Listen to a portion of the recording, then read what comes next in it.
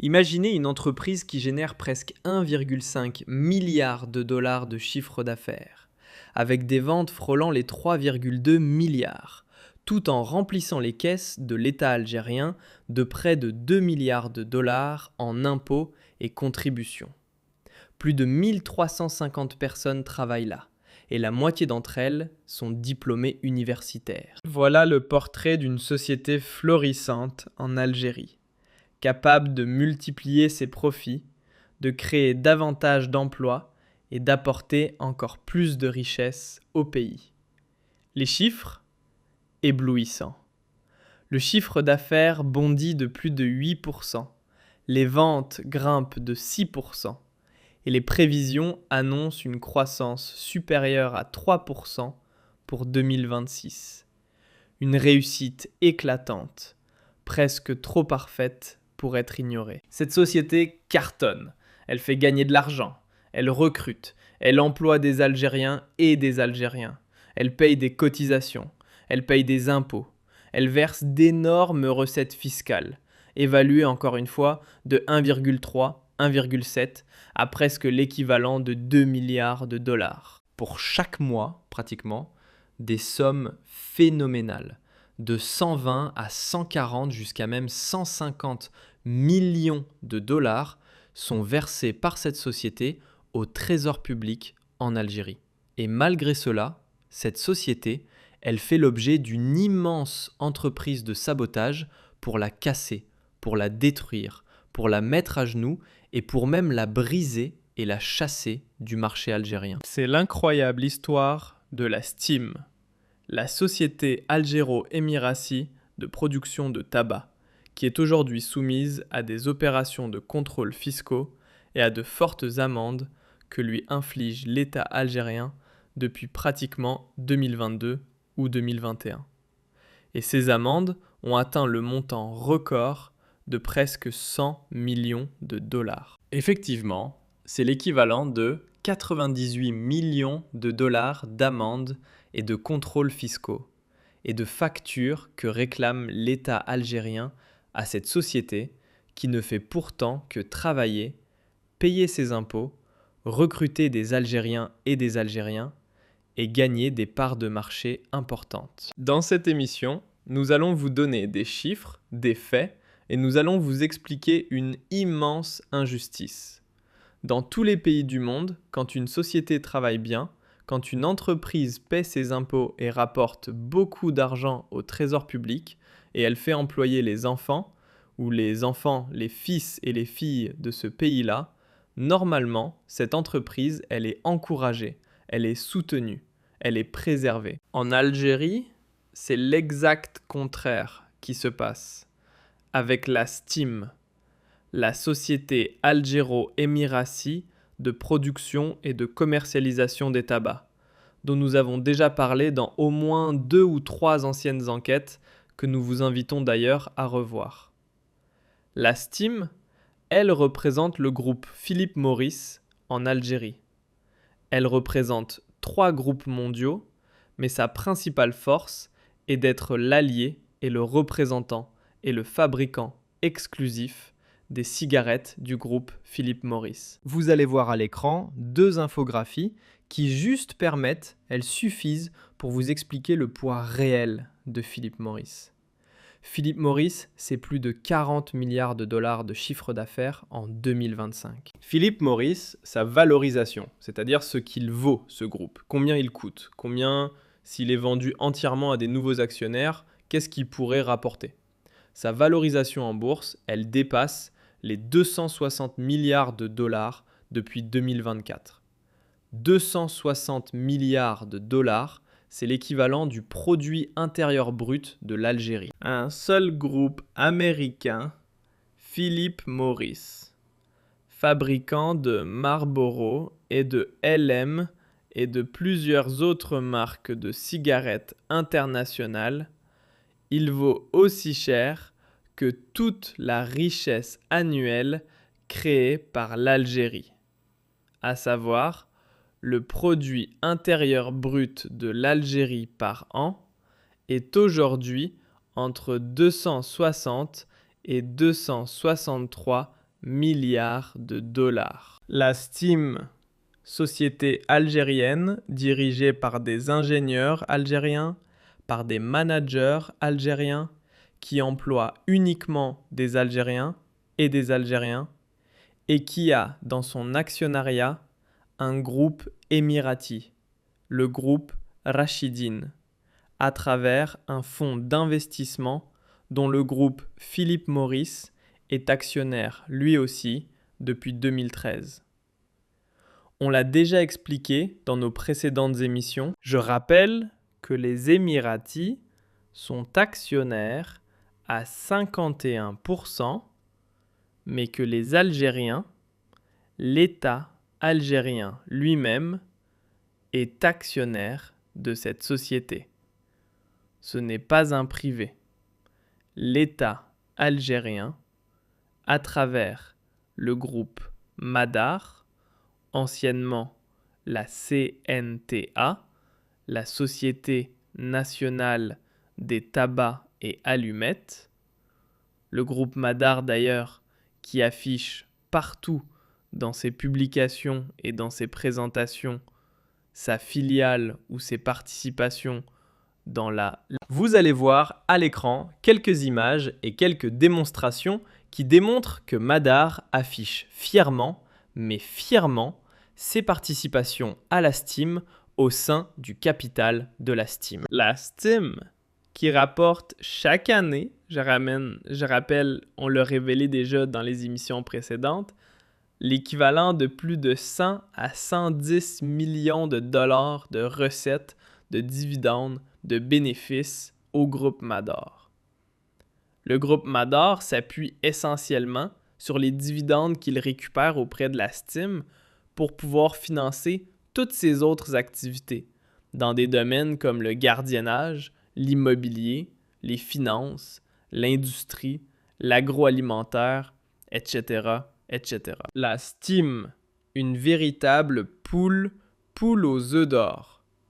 Mais la Steam, c'est une poule qui est traquée chaque jour par des loups qui veulent la déplumer, la manger et l'avaler.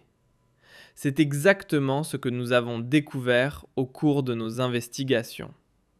Nous avons découvert que la STIM fait l'objet de plusieurs contrôles fiscaux, a fait l'objet de plusieurs contrôles fiscaux, de plusieurs litiges. La totalité de ces litiges a permis à l'État algérien, ont été instrumentalisés par l'État algérien pour réclamer le paiement de plusieurs amendes dont le cumul a atteint l'équivalent de 90 millions de dollars. 98 millions de dollars. Presque 100 millions de dollars. Le premier litige oppose la Steam, selon nos investigations, à la CNAS, la Caisse nationale de l'assurance sociale.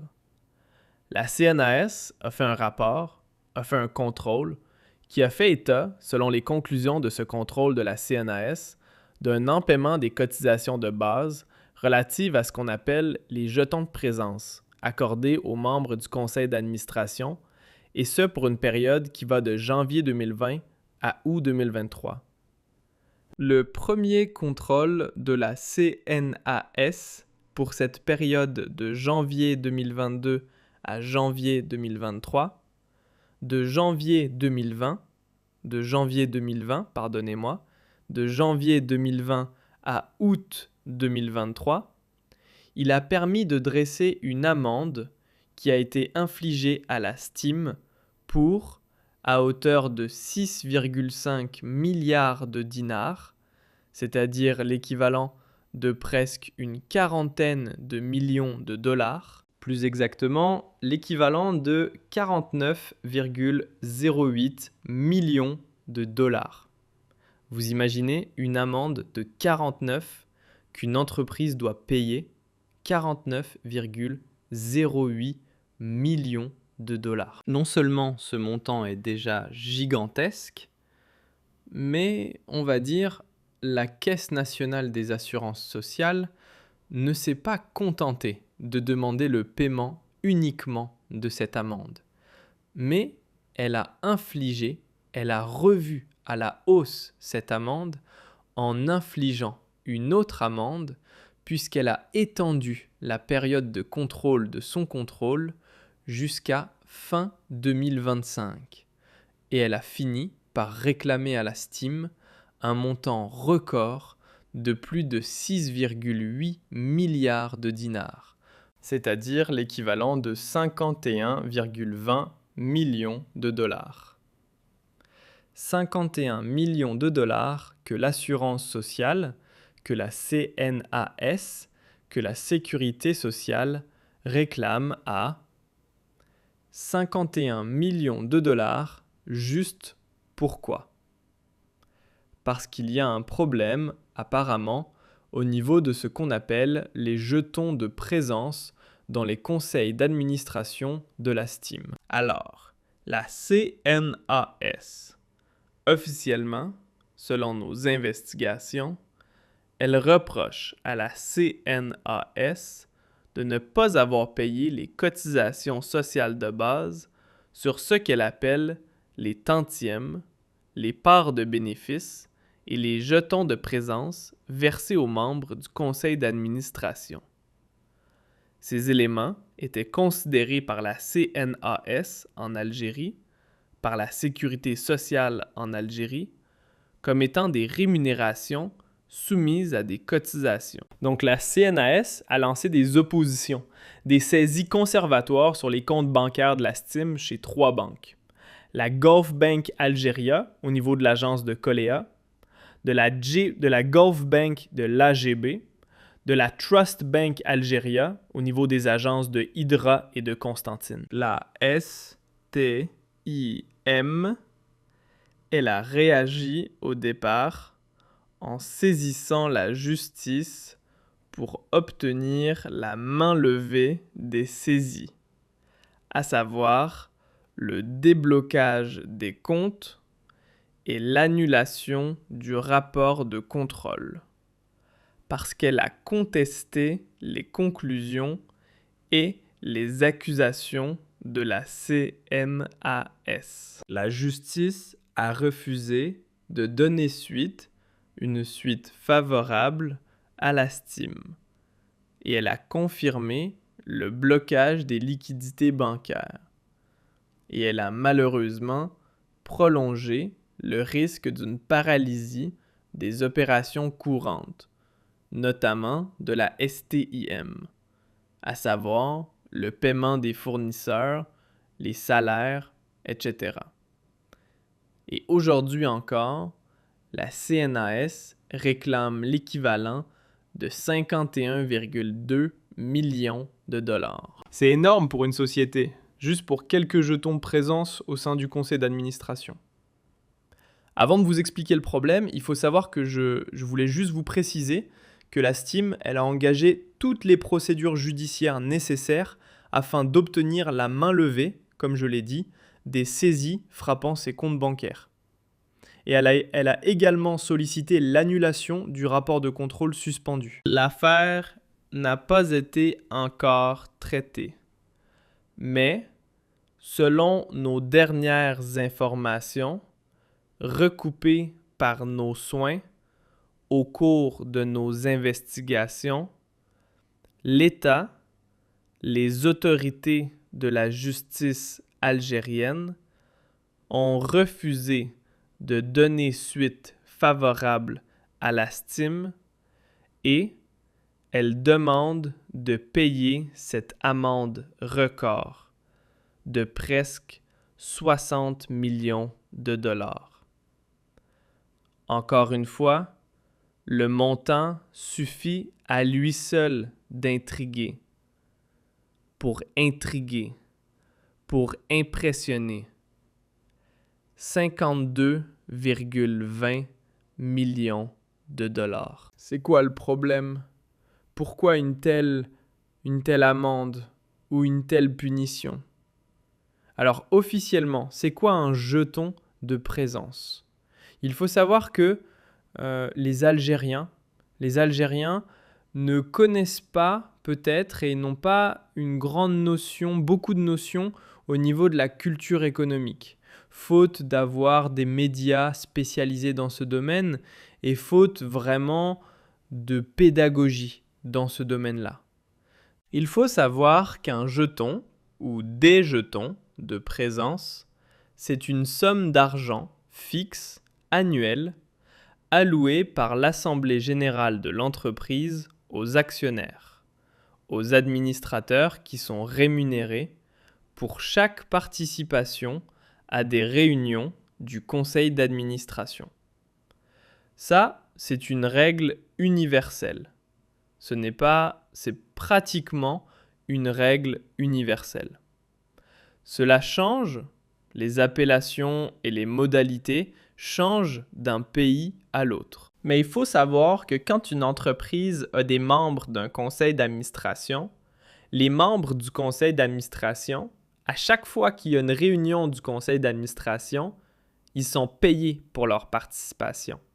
Parce que c'est un travail supplémentaire qui leur a été demandé, en plus de leur travail ou de leur travail habituel au sein de l'entreprise. Et quelquefois, les membres des conseils du conseil d'administration ne travaillent pas au sein de l'entreprise. Ils sont membres d'autres filiales où ils travaillent au niveau du holding, où ils travaillent dans la maison mère, mais ils ne travaillent pas forcément pour l'entreprise. Donc il y a ce qu'on appelle les jetons de présence. Pour chaque réunion, il y a un jeton et à chaque présence, il y a une rémunération. Donc c'est une indemnité pour l'assiduité, pour le temps passé au niveau lors des séances du conseil d'administration. Le montant global, il est décrit ou il est déterminé par l'Assemblée générale de l'entreprise, puis le conseil d'administration est réparti librement entre ses différents membres et ils sont portés en charge d'exploitation de la société. Ce sont des charges d'exploitation, ce sont des charges pour la société. Pour le droit algérien, dans le droit algérien, selon le code de commerce, notamment les articles 602 et suivants, notamment 632 plutôt, 632, 63, etc. Et ces éléments sont considérés comme une rémunération principale des administrateurs. Et ils ne peuvent donc pas recevoir d'autres rémunérations permanentes en dehors de ces formes, sauf le président du conseil de cette administration qui peut avoir un salaire distinct. Donc la loi algérienne régit en soi le fonctionnement de ces jetons de présence. Et la loi algérienne permet le versement d'une indemnité, d'une allocation aux membres du conseil d'administration. Je vous donne le code de commerce. Les articles 632 et suivants parlent de la rémunération principale des administrateurs.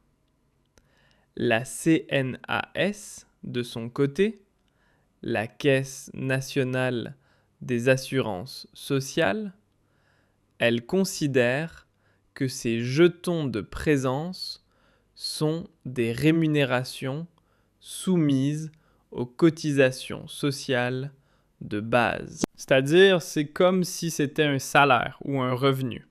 La société estime, elle a versé donc ces sommes aux administrateurs entre janvier 2020 et 2023. Puis elle les a versées jusqu'à 2025.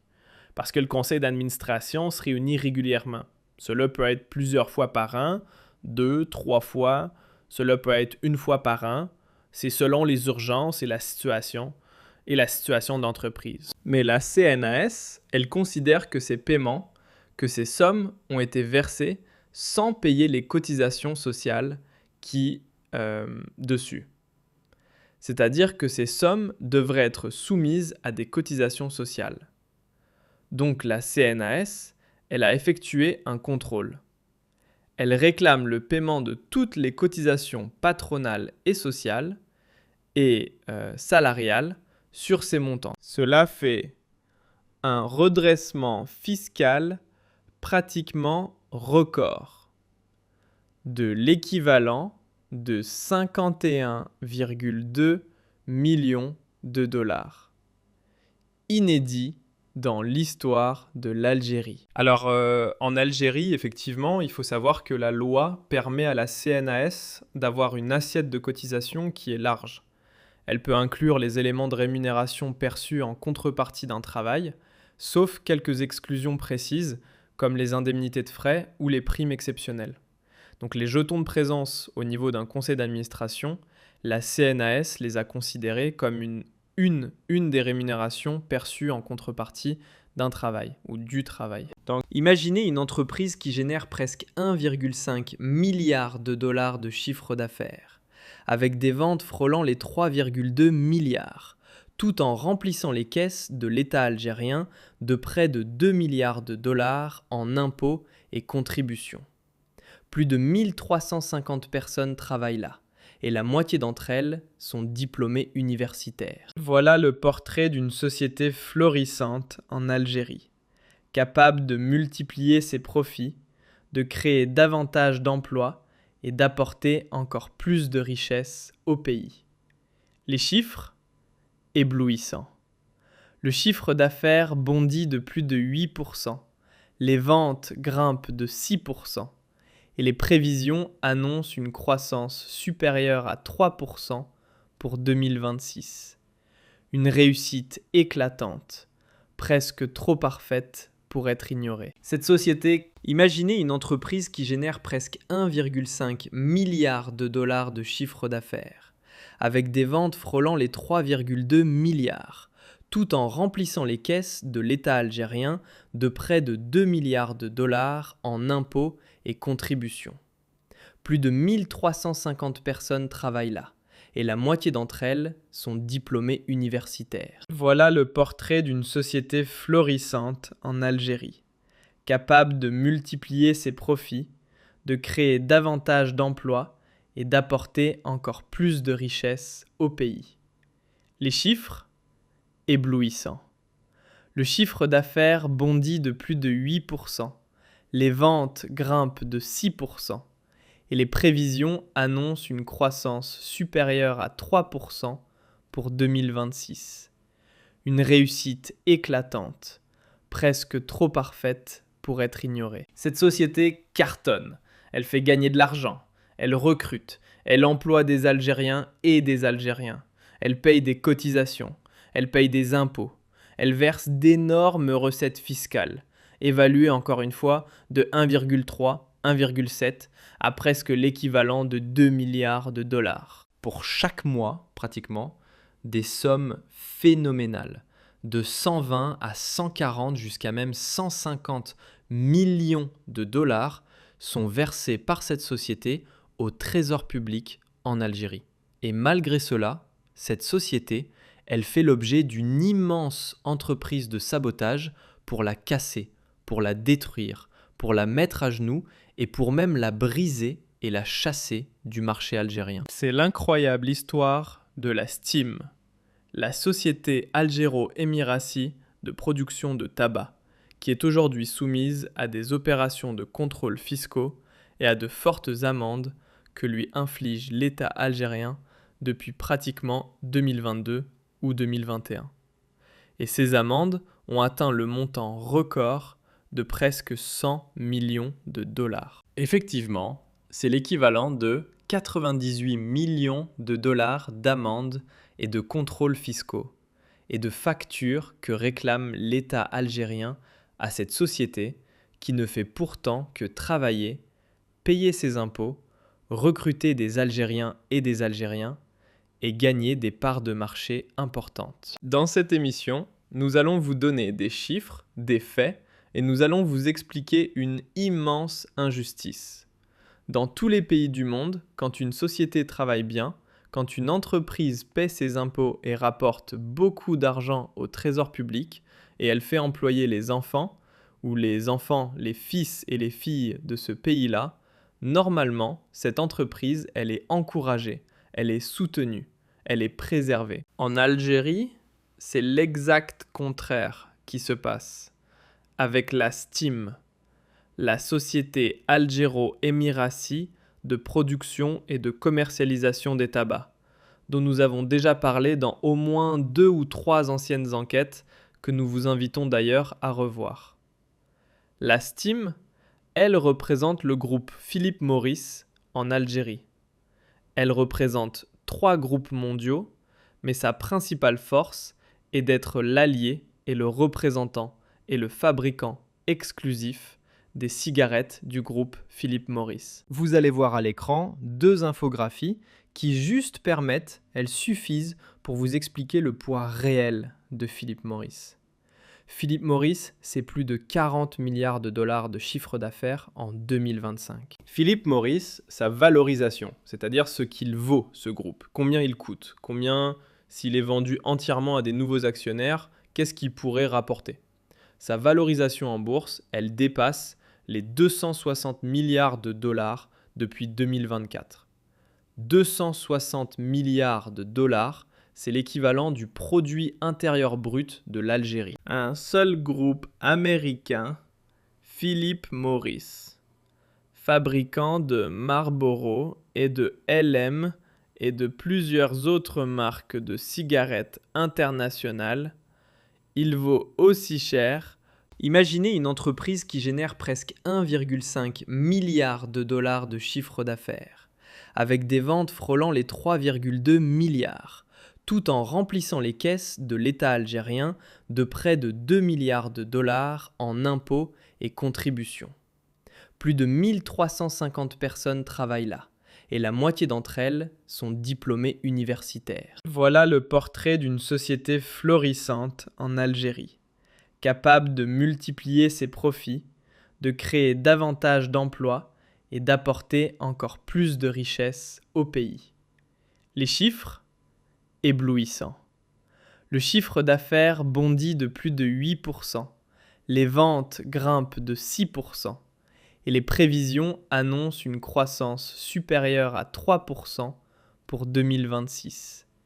Une réussite éclatante, presque trop parfaite pour être ignorée. Cette société cartonne, elle fait gagner de l'argent, elle recrute, elle emploie des Algériens et des Algériens, elle paye des cotisations, elle paye des impôts, elle verse d'énormes recettes fiscales, évaluées encore une fois de 1,3, 1,7 à presque l'équivalent de 2 milliards de dollars. Pour chaque mois, pratiquement, des sommes phénoménales, de 120 à 140 jusqu'à même 150 millions de dollars sont versés par cette société au trésor public en Algérie.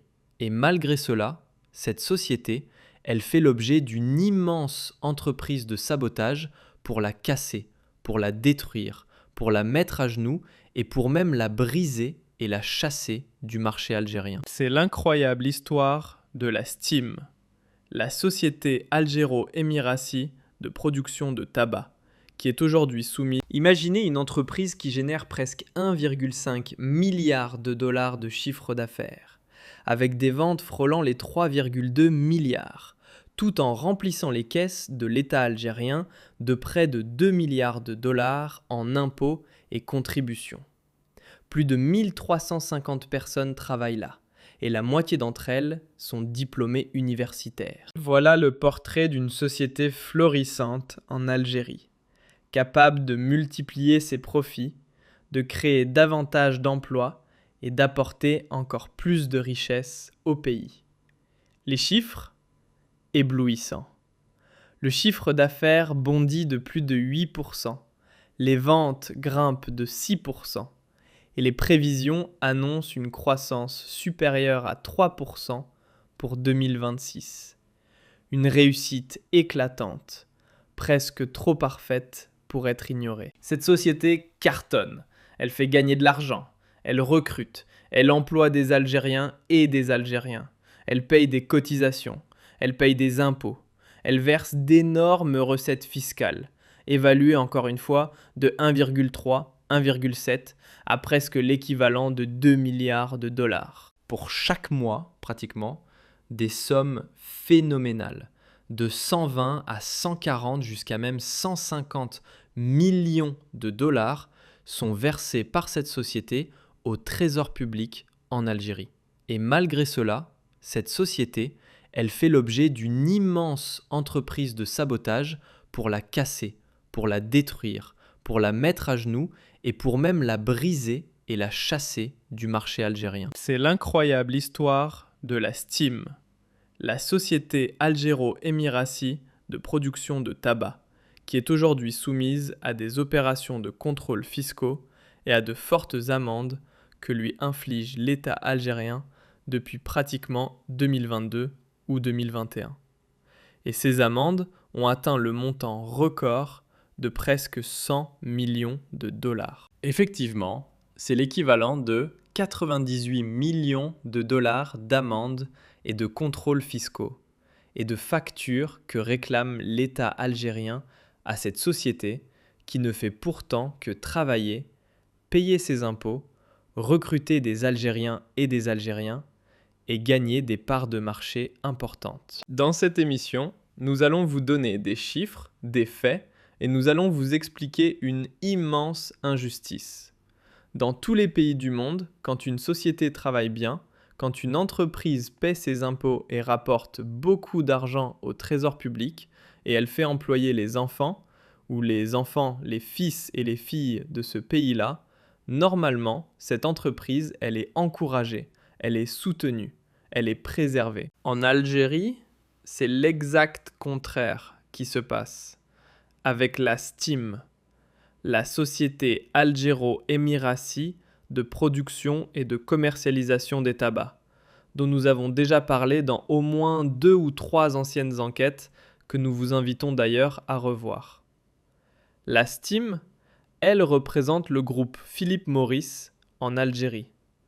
Elle représente 3 groupes mondiaux, mais sa principale force est d'être l'allié et le représentant et le fabricant exclusif des cigarettes du groupe Philip Morris. Vous allez voir à l'écran 2 infographies qui juste permettent, elles suffisent pour vous expliquer le poids réel de Philip Morris. Philip Morris, c'est plus de 40 milliards de dollars de chiffre d'affaires en 2025. Philip Morris, sa valorisation, c'est-à-dire ce qu'il vaut, ce groupe, combien il coûte, combien, s'il est vendu entièrement à des nouveaux actionnaires, qu'est-ce qu'il pourrait rapporter. Sa valorisation en bourse, elle dépasse les 260 milliards de dollars depuis 2024.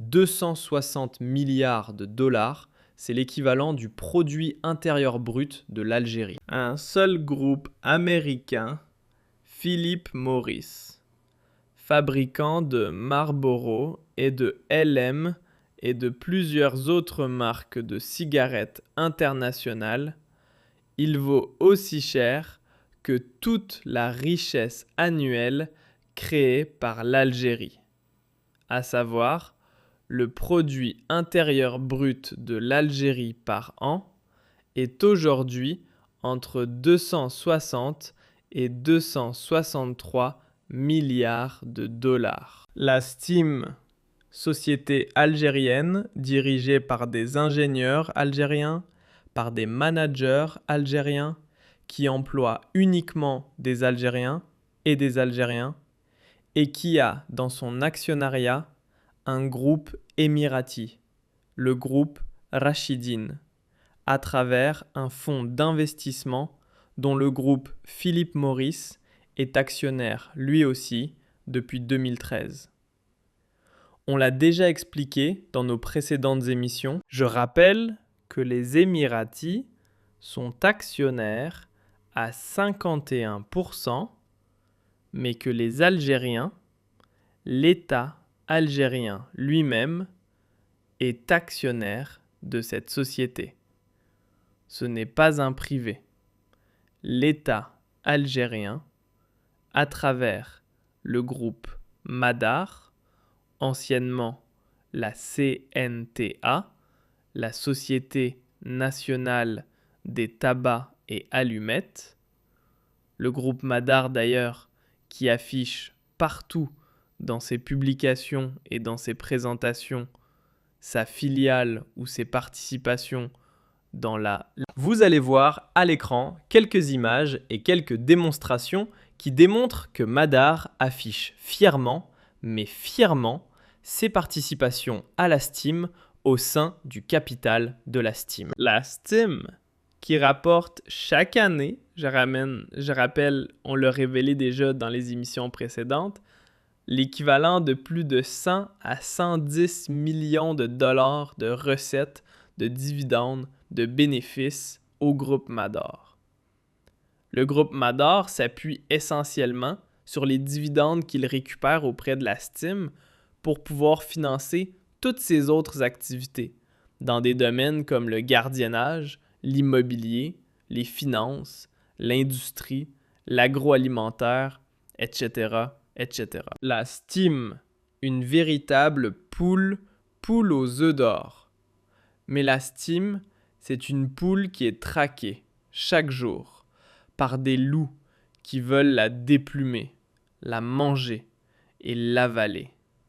C'est exactement ce que nous avons découvert au cours de nos investigations.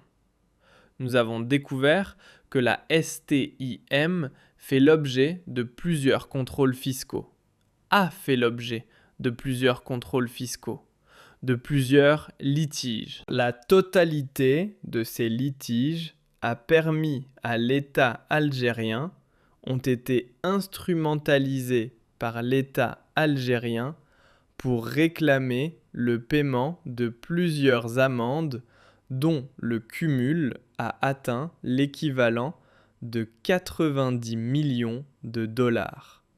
98 millions de dollars.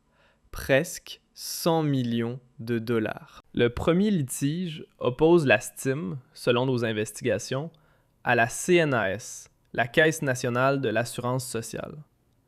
La CNAS a fait un rapport, a fait un contrôle, qui a fait état, selon les conclusions de ce contrôle de la CNAS, d'un non-paiement des cotisations de base relatives à ce qu'on appelle les jetons de présence, accordés aux membres du conseil d'administration, et ce pour une période qui va de janvier 2020 à août 2023.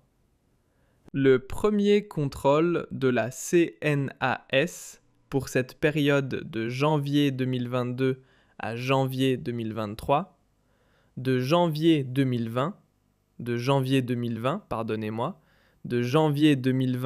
à août 2023, il a permis de dresser une amende qui a été infligée à la Steam pour, à hauteur de 6,5 milliards de dinars, c'est-à-dire l'équivalent de presque une quarantaine de millions de dollars, plus exactement l'équivalent de 49,08 millions de dollars. Vous imaginez une amende de 49 qu'une entreprise doit payer 49,08 millions de dollars. Non seulement ce montant est déjà gigantesque, mais on va dire la Caisse nationale des assurances sociales ne s'est pas contentée de demander le paiement uniquement de cette amende, mais elle a revu à la hausse cette amende en infligeant une autre amende puisqu'elle a étendu la période de contrôle de son contrôle jusqu'à fin 2025. Et elle a fini par réclamer à la Steam un montant record de plus de 6,8 milliards de dinars, c'est-à-dire l'équivalent de 51,20 millions de dollars. 51 millions de dollars que l'assurance sociale, que la CNAS, que la sécurité sociale réclament à 51 millions de dollars, juste pourquoi ? Parce qu'il y a un problème, apparemment, au niveau de ce qu'on appelle les jetons de présence dans les conseils d'administration de la Steam. Alors, la CNAS, officiellement, selon nos investigations, elle reproche à la CNAS de ne pas avoir payé les cotisations sociales de base sur ce qu'elle appelle les tantièmes, les parts de bénéfices et les jetons de présence versés aux membres du conseil d'administration. Ces éléments étaient considérés par la CNAS en Algérie, par la Sécurité sociale en Algérie, comme étant des rémunérations soumises à des cotisations. Donc la CNAS a lancé des oppositions, des saisies conservatoires sur les comptes bancaires de la STIM chez 3 banques. La Gulf Bank Algeria, au niveau de l'agence de Coléa, de la Gulf Bank de l'AGB, de la Trust Bank Algeria, au niveau des agences de Hydra et de Constantine. La STIM, elle a réagi au départ en saisissant la justice pour obtenir la main levée des saisies, à savoir le déblocage des comptes et l'annulation du rapport de contrôle, parce qu'elle a contesté les conclusions et les accusations de la CNAS. La justice a refusé de donner une suite favorable à la STIM, et elle a confirmé le blocage des liquidités bancaires. Et elle a malheureusement prolongé le risque d'une paralysie des opérations courantes, notamment de la STIM, à savoir le paiement des fournisseurs, les salaires, etc. Et aujourd'hui encore, la CNAS réclame l'équivalent de 51,2 millions de dollars. C'est énorme pour une société, juste pour quelques jetons de présence au sein du conseil d'administration. Avant de vous expliquer le problème, il faut savoir que je voulais juste vous préciser que la STIM, elle a engagé toutes les procédures judiciaires nécessaires afin d'obtenir la main levée, comme je l'ai dit, des saisies frappant ses comptes bancaires. Et elle a également sollicité l'annulation du rapport de contrôle suspendu. L'affaire n'a pas été encore traitée. Mais, selon nos dernières informations, recoupées par nos soins au cours de nos investigations, l'État, les autorités de la justice algérienne ont refusé de donner suite favorable à la STIM et elles demandent de payer cette amende record de presque 60 millions de dollars. Encore une fois, le montant suffit à lui seul d'intriguer, pour impressionner. 52,20 millions de dollars. C'est quoi le problème? Pourquoi une telle amende ou une telle punition? Alors officiellement, c'est quoi un jeton de présence? Il faut savoir que les Algériens ne connaissent pas peut-être et n'ont pas une grande notion, beaucoup de notions au niveau de la culture économique, faute d'avoir des médias spécialisés dans ce domaine et faute vraiment de pédagogie dans ce domaine-là. Il faut savoir qu'un jeton ou des jetons de présence, c'est une somme d'argent fixe, annuelle, allouée par l'Assemblée générale de l'entreprise aux actionnaires, aux administrateurs qui sont rémunérés pour chaque participation à des réunions du conseil d'administration. Ça, c'est une règle universelle. C'est pratiquement une règle universelle. Cela change, les appellations et les modalités changent d'un pays à l'autre. Mais il faut savoir que quand une entreprise a des membres d'un conseil d'administration, les membres du conseil d'administration, à chaque fois qu'il y a une réunion du conseil d'administration, ils sont payés pour leur participation. Parce que c'est un travail supplémentaire qui leur a été demandé, en plus de leur travail ou de leur travail habituel au sein de l'entreprise. Et quelquefois, les membres du conseil d'administration ne travaillent pas au sein de l'entreprise. ils sont membres d'autres filiales ou ils travaillent au niveau du holding, ou ils travaillent dans la maison mère, mais ils ne travaillent pas forcément pour l'entreprise. Donc il y a ce qu'on appelle les jetons de présence. Pour chaque réunion, il y a un jeton et à chaque présence, il y a une rémunération. Donc c'est une indemnité pour l'assiduité, pour le temps passé lors des séances du conseil d'administration. Le montant global, il est décrit ou il est déterminé par l'assemblée générale de l'entreprise, puis le conseil d'administration est réparti librement entre ses différents membres et ils sont portés en charge d'exploitation de la société. Ce sont des charges d'exploitation, ce sont des charges pour la société. Pour le droit algérien, dans le droit algérien, selon le code de commerce, notamment les articles 602 et suivants, notamment 632 plutôt, 632, 63, etc. Et ces éléments sont considérés comme une rémunération principale des administrateurs. Et ils ne peuvent donc pas recevoir d'autres rémunérations permanentes en dehors de ces formes, sauf le président du conseil de cette administration qui peut avoir un salaire distinct. Donc la loi algérienne régit en soi le fonctionnement de ces jetons de présence. Et la loi algérienne permet le versement d'une indemnité, d'une allocation aux membres du conseil d'administration.